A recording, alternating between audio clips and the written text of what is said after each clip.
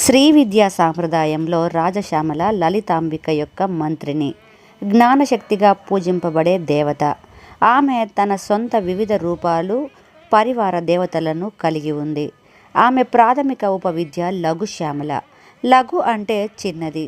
ఎలా అయితే త్రిపురాంబికకు బాలా త్రిపుర సుందరిగా, రాజశ్యామలకు లఘుశ్యామల, వారాహీదేవికి లఘు వారాహిని కూడా చూస్తాం. ఈ శ్యామల ఎందుకు లఘుశ్యామల అంటే ఆమె రూపంలో చిన్నది కాబట్టి ఆమె మంత్రం చిన్నది మరియు ప్రసన్నం చేసుకునే మార్గం సులభం. మాతంగముని దేవి గురించి తపస్సు చేసినప్పుడు ఆమె రాజశ్యామలగా కనిపించింది. అతని కోరికపై ఆమె లఘు మాతంగి రూపంలో అతని కుమార్తె అయ్యింది. కాబట్టి ఆమెకు మాతంగ కన్యక అని పేరు పెట్టారు. ఆమెకు 12 సంవత్సరాలు. అప్పుడే ఎదిగిన అమ్మాయి రూపంలో కనిపిస్తుంది.